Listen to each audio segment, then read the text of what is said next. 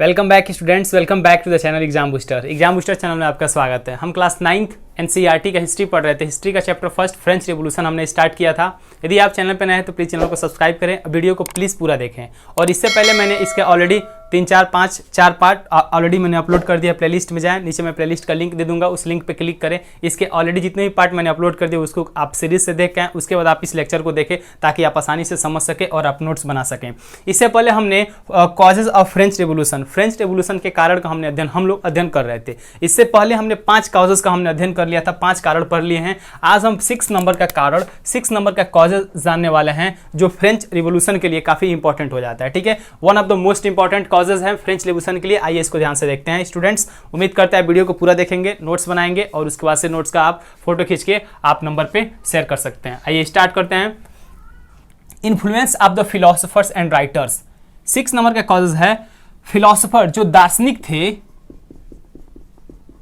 और जो लेखक थे, ये जो दार्शनिक और लेखक थे, इनके द्वारा जो बोली गई बातें थी, इनके द्वारा लिखी गई जो बुक्स थे, ये लोगों को काफी प्रभावित किए, लोगों को अफेक्टेड किए, लोगों को सोचने पे मजबूर किए। They are compelled, they are bound to think about the reality of French.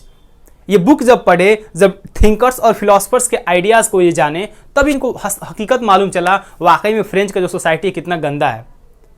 और जो एरिस्टोक्रेसी, अभी जो तानाशाही व्यवस्था यहाँ पे जो राजतंत्रात्मक सिस्टम चल रही है, वाकई दैट इज वेरी वर्स्ट, बहुत बुरी, बदतर से बदतर स्थिति में हम लोग हैं।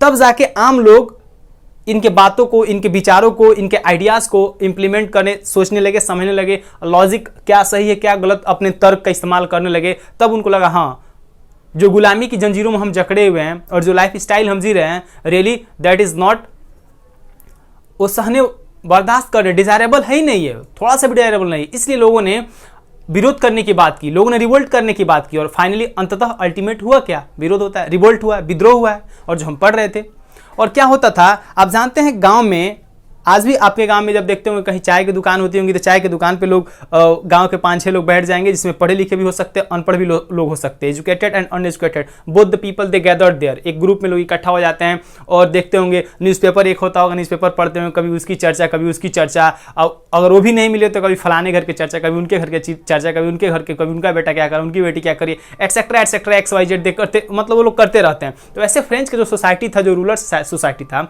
जो गाँव और देहात का जो समाज था, वो लोग कॉफ़ी पीते हैं। वहाँ का, यूरोप का ये प्रचलन है, जैसे इंडिया का प्रचलन टी है, वैसे यूरोप का प्रचलन कॉफ़ी है, मोस्टली इंग्लैंड का। जब वहाँ लोग इकट्ठा होकर कॉफ़ी पीते थे तो वहाँ पे, या नाई की दुकान, बाबर की दुकान में लोग बाल कटाने जाते थे, वहाँ पे लोग जब इकट्ठा होते थे, गैदर्ड होते थे, तो वहाँ पे पढ़ा लिखा इंसान जब न्यूज़पेपर पढ़ता था और थिंकर्स के विचारों को, थिंकर्स के जो थॉट्स थे उनको डिस्कस करता था, तो ऐसे बात करता था जैसे एक कॉमन पीपल, एक नॉर्मल इंसान भी उसे समझ सके। और लोगों के अंदर तब जाके उन भावनाओं और उन आइडियाज़ के बारे में लोगों के अंदर मतलब सोचने और समझने की क्षमता विकसित होने लगी। तब जाके लोग रिवोल्ट की बात करते हैं, तब जाके लोग कहते हैं ये जो अरिस्टोक्रेसी और एनार्की जो सिस्टम चल रहा है यहाँ पे, वाकई हमारे समाज के लिए वो डिजायरेबल नहीं और हमें रिवोल्ट करना चाहिए। तो ये इनका काफ़ी इंपॉर्टेंट, मतलब इंपॉर्टेंस हो जाता है और इनका जो रोल होता है इसको हम इग्नोर नहीं कर सकते हैं। ठीक है, और इनके द्वारा जो कुछ बुक्स लिखे गए हैं जो आपके आए दिन एग्जाम में आते हैं, चाहे आपके एग्जाम हो गए, चाहे कंपटीशन के जितने भी एग्जाम हो गए, IAS के प्रीलिम्स हो गए, PCS के प्रीलिम्स हो गए, जितने भी छोटे छोटे वनडे एग्जामिनेशन होते हैं कॉम्पिटिटिव, उसमें भी आते हैं। और आपके 9th में एग्जाम होगा तो उसमें भी मतलब इस टाइप के क्वेश्चन आएंगे। तो आइए देखते हैं फिलोसोफर और ये राइटर्स के विचारे क्या हैं और कौन से बुक्स लिखे और उस बुक्स में कौन से थॉट छिपा है जो लोगों के सोचने पे एकदम कंपेल बाउंड, उनको एकदम मजबूर कर देता है, भाई सोचो क्या है क्या नहीं। आइए देखते हैं। Many philosophers and thinkers like Montesquieu, Rousseau, Voltaire and Mirabeau, ये जो 3-4-5 जो मैंने आपको थिंकर्स और फिलोसफर बताया, इन्होंने एक्सपोज्ड किया evils prevailing in the system.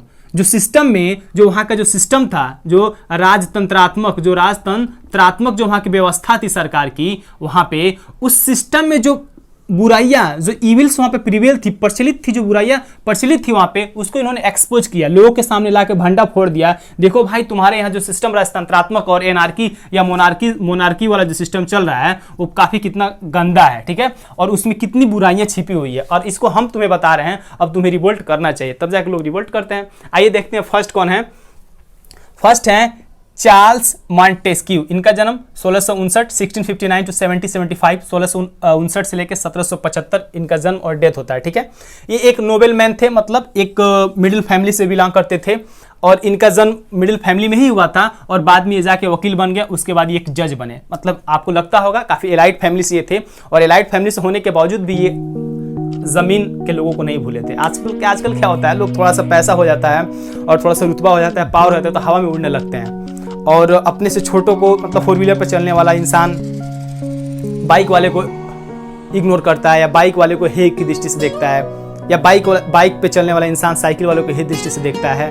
ये वो लोग देखते हैं जो ग्राउंड लेवल, मतलब ज़मीन से जुड़े नहीं होते हैं, ठीक है। वो लोग कभी संघर्ष नहीं देखे होते हैं, और जो लोग संघर्ष देखे होते हैं लाइफ में, वो लोग अपने से छोटे लोगों का रिस्पेक्ट, जो देखे होते हैं संघर्ष, अपने से छोटे लोगों का रिस्पेक्ट करते हैं और कभी उनको इग्नोर नहीं करते हैं, हमेशा सबको साथ लेके चलते हैं। और ट्रस्ट मी गाइस, और वही लोग बहुत आगे जाते हैं, वही लोग बहुत आगे जाते हैं। और जो लोग थोड़े से पावर, थोड़े से पैसे, थोड़े से रिस्पेक्ट, थोड़े से ऑनर, समय के साथ उनको कुछ ज़्यादा मिल जाते हैं, वो लोग डाइजेस्ट नहीं कर पाते हैं, पचा नहीं पाते हैं, और उनका जो ईगो लेवल होता है एक पीक पे होता है और सबको अपने अकॉर्डिंग तौलना स्टार्ट कर देते हैं। और फाइनली जब उनके ऊपर जब आफत विपत का पहाड़ जब टूटता है तो लोग फाइनली सुसाइड कर लेते हैं और फाइनली जीवन से गिव अप कर देते हैं। तो ऐसे हमें और आपको नहीं बनना चाहिए।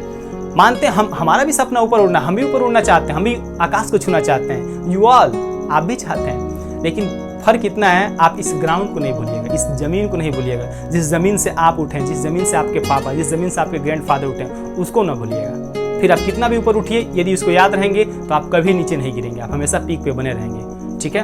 तो ये बंदा तो था, नोबल फैमिली से थे, कौन, मॉन्टेस्क्यू नोबल फैमिली से थे, लेकिन ये लायर और जज, जाहिर सी बात नोबल फैमिली से थे तो लायर बनेंगे, जज बनेंगे, पैसे थे, लेकिन फिर भी ये ग्राउंड लेवल के जो पीपल थे, थर्ड स्टेट के पीपल थे, उनके दुख को, उनके दर्द को, उनके जो गुमनामी वाला और जंजीरों में जकड़ी जो जीवन जी रहे थे, उनको इग्नोर नहीं किया। और उन्होंने एक बुक लिखा, उस बुक का नाम था द स्पिरिट ऑफ लॉज, मतलब कानून की आत्मा। कानून की आत्मा मतलब बुक का नाम है the spirit of laws. Spirit मतलब होता है आत्मा, लॉज मतलब कानून, ये विधि की आत्मा। इन्होंने इसमें क्रिटिसाइज किया, क्रिटिसाइज मतलब आलोचना किया, बुराई किया कि ऑटोक्रेसी, जो ये राजतंत्रात्मक व्यवस्था चल रहा है, वो बहुत बदतर है, बहुत बहुत बुरी है और इसे हमें खत्म करना है। और इन्होंने प्रशंसा किया डेमोक्रेटिक रिपब्लिक, एक लोकतंत्रात्मक गणराज्य की बात कही, लोगों के द्वारा चुने गए शासन की बात कही, जिसमें राजा का बेटा राजा नहीं होगा, जिसमें एक पीएम या सीएम या प्रेसिडेंट होगा, पुनः एक निश्चित टर्म के बाद, निश्चित कार्यकाल के बाद वो हट जाएगा, अगेन उसका दूसरा कोई प्रतिद्वंदी आएगा और वो आएगा। तो वो डेमोक्रेटिक रिपब्लिक की बात करते हैं, कौन, मॉन्टेस्क्यू। कहते हैं अब हम एक ऐसे समाज का निर्माण करना चाहते हैं जिसमें राजा नहीं रहेगा, मोनार्की सिस्टम नहीं चलेगी, राजतंत्रात्मक व्यवस्था नहीं चलेंगी, यहाँ पे आपका डेमोक्रेटिक रिपब्लिक चलेगा, हम लोग चुनेंगे, वो हम पे राज करेंगे और उनको फिर हटा दिया जाएगा, ये नहीं उनके बेटे आएंगे फिर उनके बेटे, ऐसा नहीं था, ये विश्वास करते थे। और इन्होंने शक्ति के पृथक्करण का सिद्धांत दिया। मतलब मैं जो आपको पढ़ा रहा था, शायद 10th में है, जो मैं पढ़ाऊंगा आप लोग को, जब पावर का डिस्ट्रीब्यूशन वर्टिकल लेवल पे और एक हॉरिजॉन्टल लेवल पे, तो हॉरिजॉन्टल लेवल पे जो पावर का डिस्ट्रीब्यूशन होता है एग्जीक्यूटिव और आपका जुडिशरी और आपका लेजिस्लेचर, हॉरिजॉन्टल लेवल पे ये जो 3 पावर का डिस्ट्रीब्यूशन होता है, इन्होंने ही दिया। शक्ति के पृथक्करण का सिद्धांत इन्होंने ही दिया। यदि शक्तियों को बांट दे तो कन्फ्लिक्शन के चांसेस काफ़ी कम हो जाएंगे। तो काफ़ी इंपॉर्टेंट इनका रोल है। जब आप बड़े क्लास में जाएंगे, हायर स्टडीज़ जब आप करेंगे, तो इनके थ्योरी, इनके थॉट्स को पढ़ेंगे। यदि आप यूपीएससी का एस्पिरेंट बनना चाहते हैं या आईएएस ऑफिसर बनना चाहते हैं, तब आपके लिए वो काफ़ी इंपॉर्टेंट हो जाते हैं इनके एक थॉट, ठीक है। दूसरे थे फ्रांसिस अर्नोल्ट वोल्टेयर, शॉर्टकट में वोल्टेयर। इनका जन्म 1694 टू 1778, 1694 से 1778 ईस्वी में। ये क्या थे, आउटस्टैंडिंग फिलोसफर, गजब के ये एक दार्शनिक थे, जबरदस्त दार्शनिक थे भाई, गजब के। एंड ऑफ द रिवोल्यूशन, और ये जो आपका जो रिवोल्यूशन था उसके भी ये बहुत बड़े नेता थे। किसके, ये जो फ्रेंच रिवोल्यूशन हुआ था, ठीक है, नहीं नेता नहीं था, outstanding philosopher of the revolution. मतलब जो रिवोल्यूशन आई, जो फ्रेंच का देखिए, क्योंकि 1789 में तो फ्रेंच रिवोल्यूशन स्टार्ट हुई, लेकिन इनका डेथ 1778 में हो जाता, तो उसके लीडर नहीं थे। मतलब कहने का मतलब इनके जो थॉट्स थे, इनके जो आइडियाज थे, वो रिवोल्यूशन का काम करते हैं, एक क्रांति लाने की बात करते हैं। तो ये कहते थे, क्या कहते थे, he wanted to people to think, ये चाहते थे कि लोग सोचें अबाउट देयर मटेरियल लाइफ, एक भौतिकवादी, एक मेटेरियलिस्टिक लाइफ के बारे में सोचे, एक मतलब तर्कवादी जीवन के बारे में सोचे, not and forget on the earth and forget all about the haven. मतलब धरती पे जो है यार, जो शाश्वत है, जो तुम्हारे साथ हो रहा है, जो मेटेरियलिस्टिक, जिसे तुम छू सकते हो, जिसे तुम महसूस कर सकते हो, जिसे तुम रियल लाइफ में मतलब उसको अपने लाइफ में इंस्टॉल कर सकते हो, उस पर तुम विश्वास करो।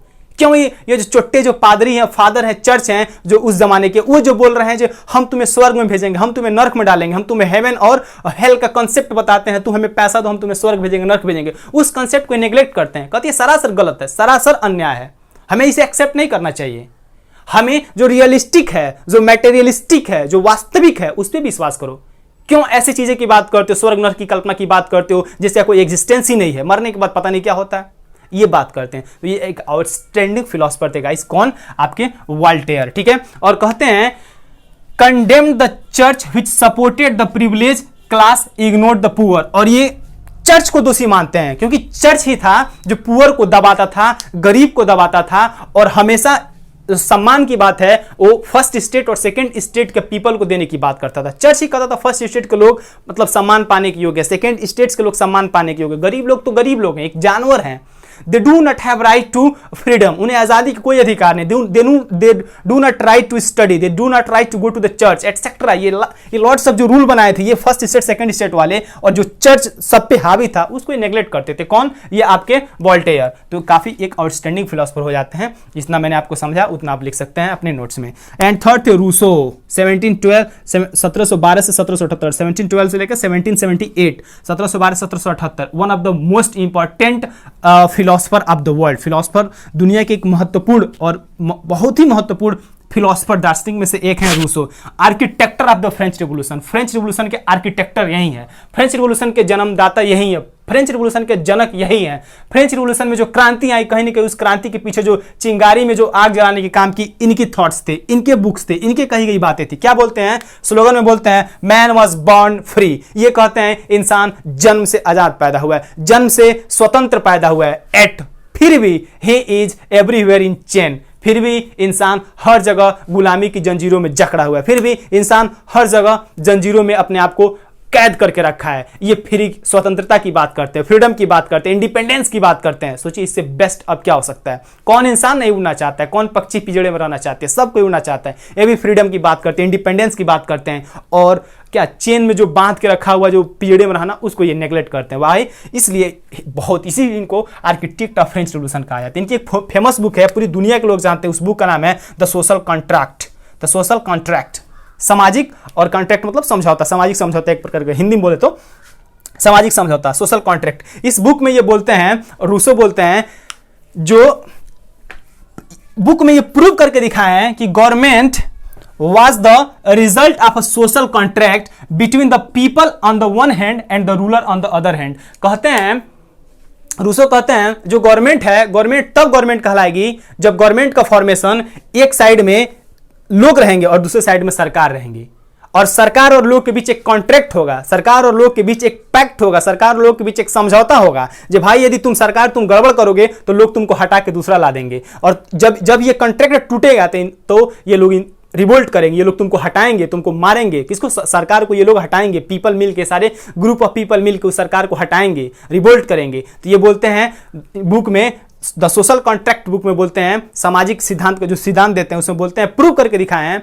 गवर्नमेंट वैसा होना चाहिए जैसा लोगों और जनता, लोगों और सरकार के बीच एक प्रकार का आपका कॉन्ट्रैक्ट हुआ है, एक प्रकार का समझौता हुआ है, और जिस दिन समझौता टूट गया उस दिन सरकार भी खत्म हो जाएगा, और यानी रिवोल्ट की बात करते हैं। One of the most important philosopher of the world, ठीक है, ठीक है। और नेक्स्ट क्या कहते हैं? If the ruler did not fulfil, करे यदि जो शासक, जो कॉन्ट्रैक्ट हुआ है पीपल के बीच और रूलर के बीच, करे रूलर यदि पीपल के इच्छाओं को फुलफिल नहीं कर रहा है, पीपल के जो नीड्स हैं, बेसिक नीड्स उसको फुलफिल नहीं कर रहा है, तो समझो कॉन्ट्रैक्ट क्या हुआ? The people had right to withdraw, तो लोग को अपने कॉन्ट्रैक्ट वापस करने का अधिकार है। इट मींस लोग को उस सरकार को, उस रूलर को हटाने का अधिकार है, और and their loyalty to him, ताकि वफादारी से फिर दूसरे को हम वहां पर नियुक्त कर सके और अपने समाज को, अपने सोसाइटी को चला सकते। इससे बेस्ट अब क्या होगा भाई?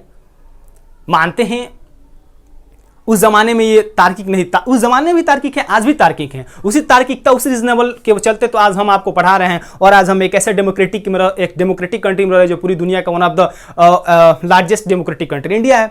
तो ये वही कहते हैं, गवर्नमेंट कुछ नहीं है, गवर्नमेंट लोगों और गवर्नमेंट शासक रूलर या गवर्नमेंट और लोगों के बीच एक कॉन्ट्रैक्ट होना चाहिए, एक समझौता होना चाहिए। दोनों समझौता करके शासन को चलाएंगे और जिस दिन ये समझौता टूटेगा लोग विथड्रॉ कर लेंगे, रूलर को हटा देंगे, रिवोल्ट कर देंगे। रूलर नहीं हटेगा तो मार डालेंगे उसको। सिंपल सी बात करते हैं। And the fourth is John Locke. John Locke ये भी बहुत इंपॉर्टेंट फिलोसफर है, इनके थॉट्स भी काफी जबरदस्त हैं। ये क्या कहते हैं जॉन लॉक? ग्रेट फिलोसफर, इनका बुक है टू ट्रीटीज ऑफ गवर्नमेंट, मतलब दो सिद्धांत, गवर्नमेंट के दो सिद्धांत इन्होंने बुक लिखा। उसमें बोला है ही sought to refuse the doctrine of divine and the absolute right of the monarch. ये भी जो जॉन लॉक है ये भी राजा के दैवीय अधिकार को इग्नोर करते हैं। जैसे फ्रेंच जो सोसाइटी था उस समय 1789 फ्रेंच रिवोल्यूशन होने से पहले जो फ्रेंच का सोसाइटी था उसमें किंग के डिवाइन जो थ्योरीज थे उस पर लोग विश्वास करते थे, राजा के दैवीय अधिकार पे विश्वास करते थे। लोग कहते थे जो ऊपर वाले जो हैं गॉड हैं राजा को अपना बेटा बना के भेजें, राजा को अपना दूत बना के भेजें, और राजा यदि कुछ बोल रहा है तो भगवान की बात बोल रहा है, वो गॉड की बात बोल रहा है, इसलिए गॉड की बात को हम लोग मना नहीं कर सकते। यदि हम लोग मना करेंगे तो हम लोग पाप के भागी होंगे और हम लोग नर्क में जाएंगे। कौन बोलता है? लोग सोचते हैं, क्योंकि राजा भगवान का दूत है, राजा जो है गॉड का रिप्रेजेंटेटिव है, इसलिए हम उसके बात को मानते हैं और उसके बात को हमें मानना पड़ेगा और जो बोलेगा वही सही है। तो कौन? जॉन लॉक कहते हैं ये सब बकवास है, ये सब बकवास है, कोई डिवाइन पावर नहीं होता है, कोई राजा किसी का दूत नहीं होता है, ये सब बकवास है। सब अपने अपने मतलब अपने पावर का इस्तेमाल करके दूसरे के लाइफ स्टाइल, दूसरे के लाइफ को अपने कंट्रोल में करते हैं ये राजा और ये आपके चर्च के फादर और एक क्लर्जी मैन और एक्सेट्रा लैंडलॉर्ड वगैरह। ये सब बकवास कीजिए, तुम सब इसको छोड़ो, इस जंजीर को तोड़ो और इस जंजीर को तोड़ के एक नए दुनिया में आओ जहां पे इंडिपेंडेंस की बात चलती है, लिबर्टी की बात चलती है, इक्वालिटी की बात चलती है, फ्रेटर्निटी की बात चलती है। ये कहते हैं जॉन लॉक। तो ये थे मैंने कुछ फिलोसफर और थिंकर्स के बारे में आपको बताया। गाइस ये जो फिलोसफर और थिंकर्स है रियली जब आप बड़े हो जाएंगे, जब हाई लेवल क्लास में आप पढ़ेंगे, आप जो भी बनना चाहते हैं, जब कभी भी आपको मौका मिला पार्ट टाइम बुक स्टडी करने का, बुक रीड करने का, definitely I suggest you go through this philosopher. In philosophers को आप पढ़िए, आपका मेंटेलिटी लेवल, आपके जो थॉट्स होंगे, विचार होंगे, काफ़ी मतलब सुलझे हुए हो जाएंगे और आप एक नए पर्सनालिटी का आप एक स्वामी हो जाएंगे, नए पर्सनालिटी का मालिक हो जाएंगे। तो आई होप गाइज आपको वीडियो अच्छा लगा तो प्लीज़ चैनल को मोर एंड मोर शेयर करें और लाइक करें, सब्सक्राइब करें और एटलीस्ट फाइनली आप स्क्रीनशॉट लेके आप नोट्स बना सकते हो। Okay bye, thank you and take care.